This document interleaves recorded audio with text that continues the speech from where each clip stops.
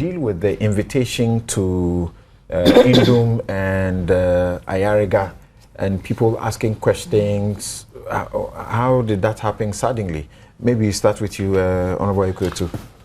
Well, again, my mind goes back to Article 23. These are administrative bodies and administrative officials. And the question is, are they acting within the law? I've looked at the EOCO law. Let me read Article 23. It's good because you referred to it a number of times. It says that administrative bodies and administrative officials shall act fairly and reasonably and comply with the requirements imposed on them by law, and persons aggrieved by the exercise of such acts and decisions shall have the right to seek redress before a court or other tribunal. Sure. So you have a law. The law sets you up, gives you your remit. If you look at the law, the objects appear to be towards detecting serious crimes, economic crimes, and dealing with where the government has interests.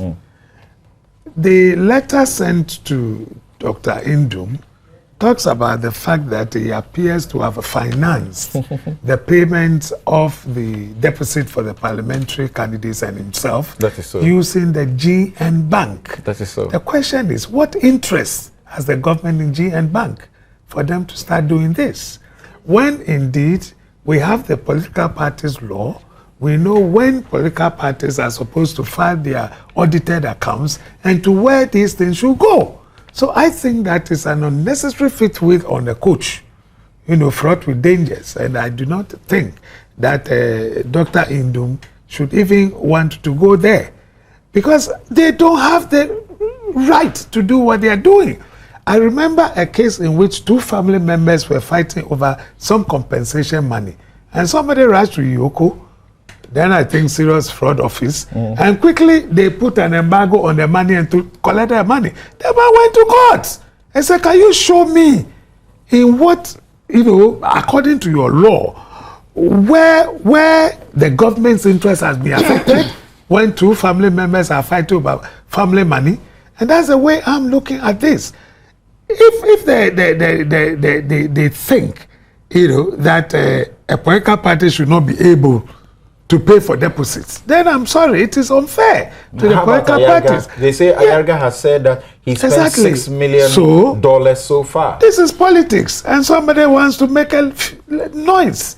Now look, you have disqualified me. Don't take into account so much money. I've spent $6 million. Then immediately you say there's economic crime. These are the objects of the EOCO. Yes, let's look at it again. It says that the objects of the office are to the objects of the office are to prevent and detect organized crime. Sure.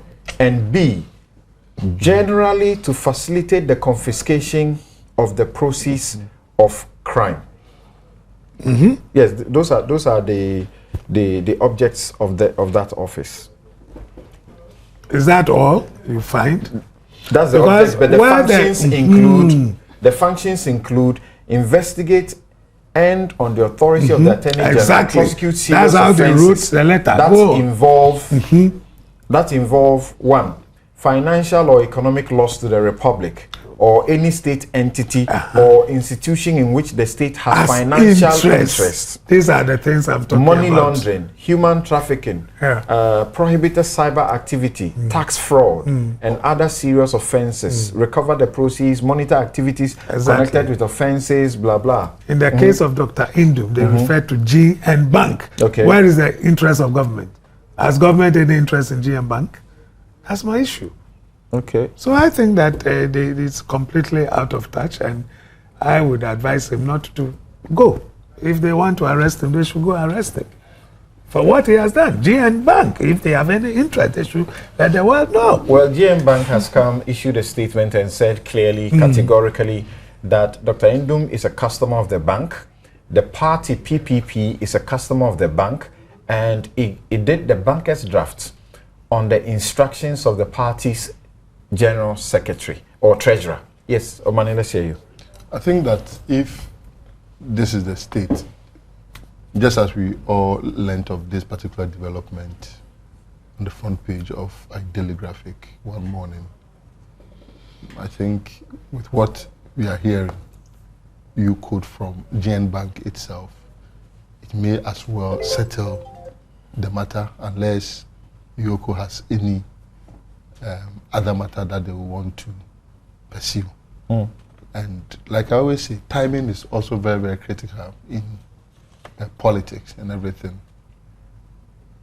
The state institutions themselves would also have to be careful in knowing the kind of proportionate attention they offer different issues as they emerge, particularly as a lot of issues are going to engage their attention going forward, whether they want to be exerting themselves on some of these matters, which may not necessarily end up in any fruitful manner. I'm not saying this one will not end up in any fruitful manner, but I'm just looking at the relevance per se.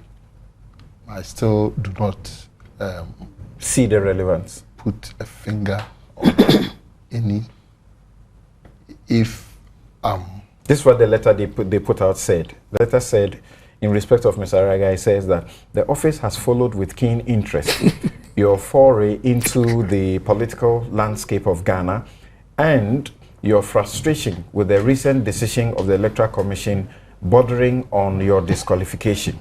The office has analyzed your statements and comments made to the media and circulated on social media. In one such statement, you are heard to say that you expended over $6 million to procure vehicles, among others. The statement is of great interest to the office. And then they ask him to write back to inform them of the source of his money.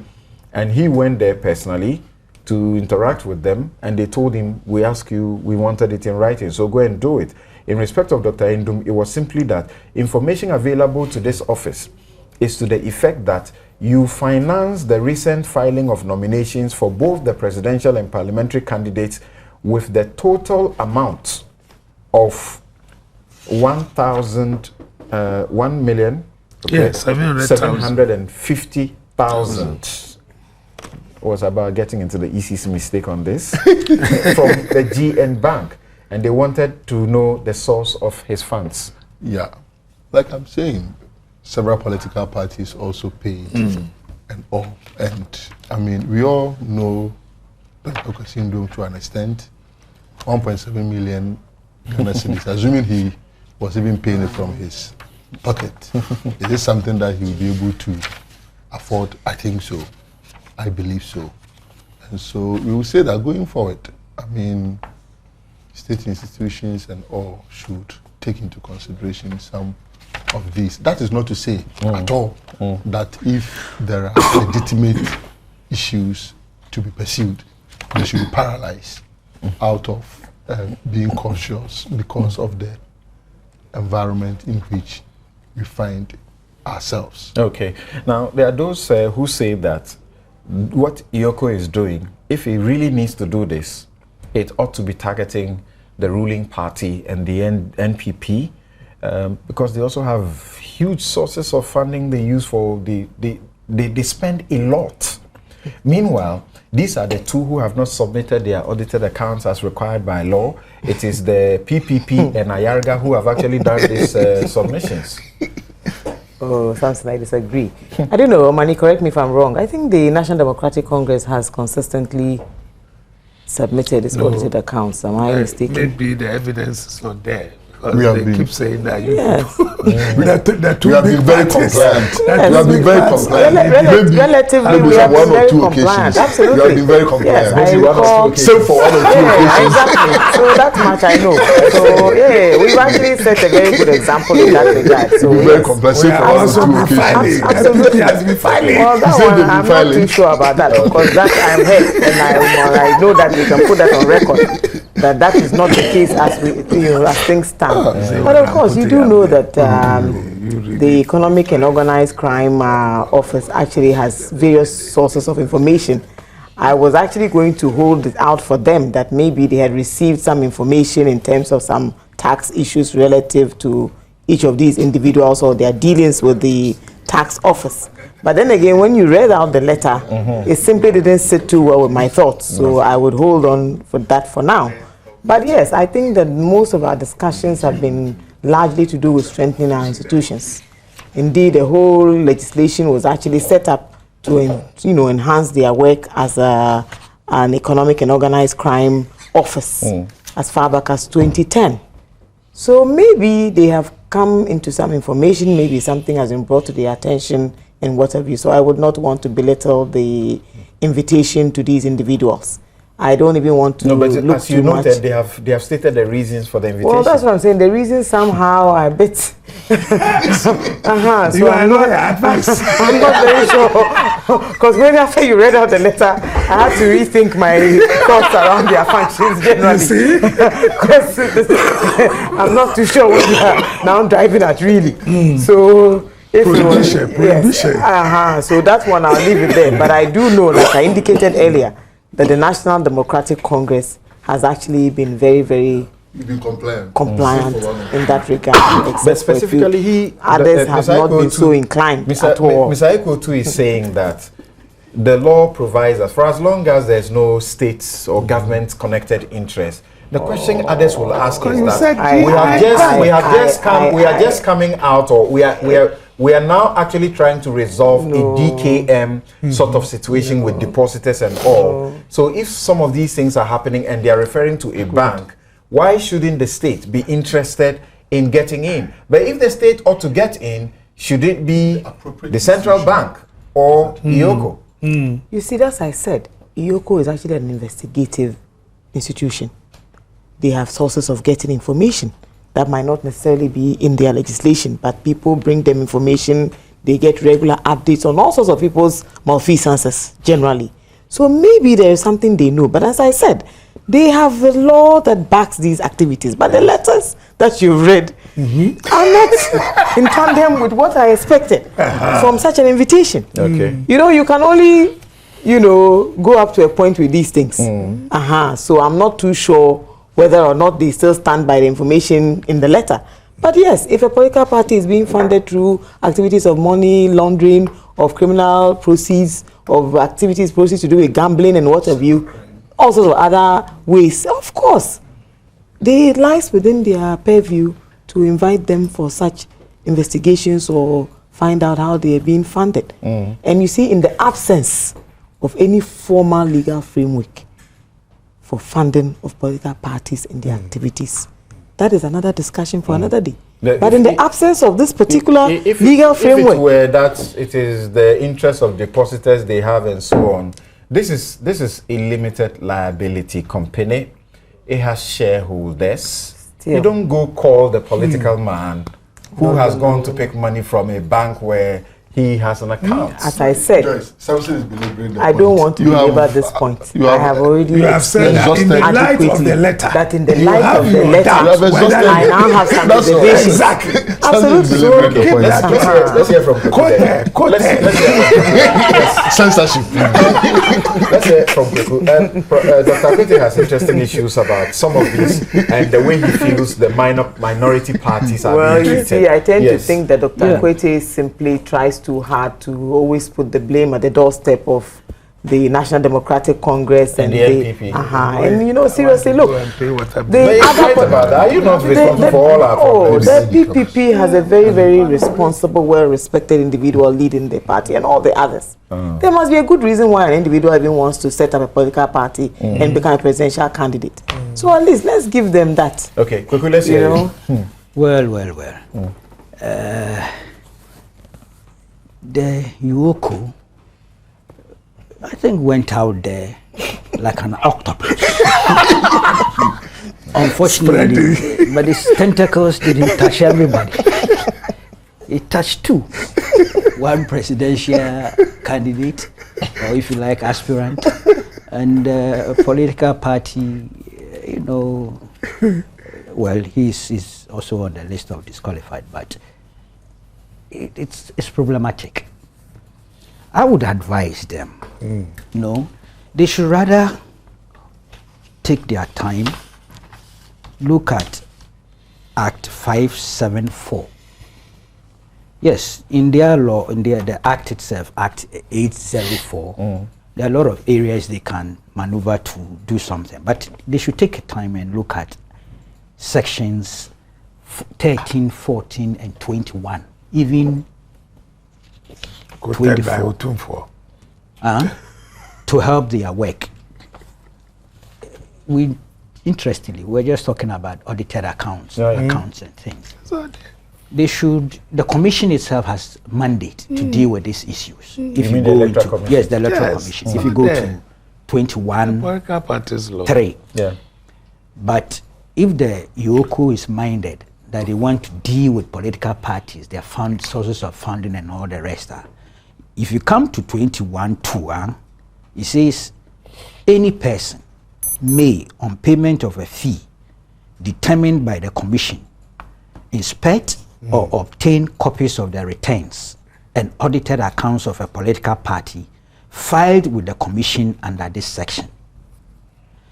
If the EOCO has intelligence or information to the effect that the funding going to the political parties perhaps are crimes, proceeds of crime or money laundering and those things, and it took its time, it could proceed on this basis by getting the EC to give it some, at least, preliminary records on basis of which it can proceed to investigate. But this idea of, you've heard Ayariga say 6 million, I think that was a joke. That was a joke. I think we've heard one of his officers say that it was a slip of tongue. He meant to say cedis when he said, and they said dollars. Yeah, but it was a joke in my view. And this is nothing. Dr. Nduom's one. Well, he's been telling the whole world that he made his $1 million when he was 20 years or so. So that's not too much. So I think that the EOCO is a very serious body. I know the executive director, he's also quite a serious person. So perhaps this was a gaffe that went a bit too far. But they should take their work serious, because otherwise it will lead to a situation where people will begin to be skeptical about what they do. Okay. They are serious, they should deal with the EC. Of course, the EC has its own mandate, but I believe if they proceed from this angle. But even the letters didn't actually have to contain such detail. You could invite someone without necessarily providing. Yeah, they have the power to request for information. Yeah, it's in their own. There's also on the letters, because they provided that information is the reason a lawyer like EOCO can tell the client, don't go. Oh, but even the clients themselves, yes, have approached it with the same, yes. I think they are that serious. When that happens, respect for law becomes an issue. That's a serious institution like that should write manifesto having been plagiarized. Then EOCO also slapped this there's a group, the CPAG, which says that it met with Madam Charlotte Say, or it met with the Electoral Commission and sought to know about the implementation of Act 574, the political parties law. And on the audited accounts, they found as late as August 2016 that both the major parties, NDC, NPP, have not submitted a single audited account since 1992. I'll be surprised. I'll be really surprised. We have to challenge it.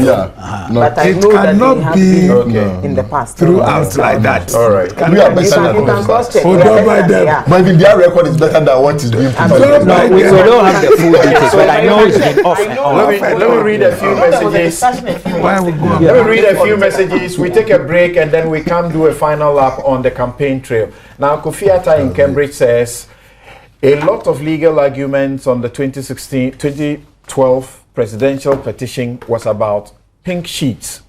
So, for the CI 94 not to require returning officers and candidates, agents, to sign and be given copies was nothing but, quote, electoral improvised explosive device, unquote, and self-defeating.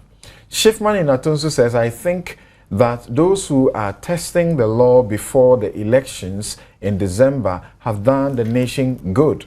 It's good to have a credible process than to have crisis after the elections.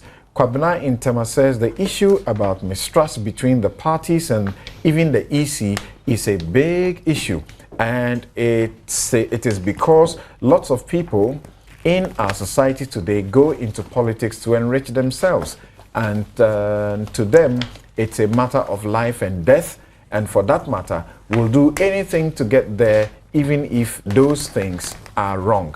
Benjamin in London says that I think we should be realistic and count the special votes. Why are we afraid to count and declare? We take a break, we return to interrogate the president's 3 million jobs promise and how exactly he is managing in Nana Akufo-Addo's village, and how Nana Akufo-Addo also claims that he's receiving the best support ever in the Volta region, and there are claims that he's being deceived. We'll check whether those are true or not. We're right back.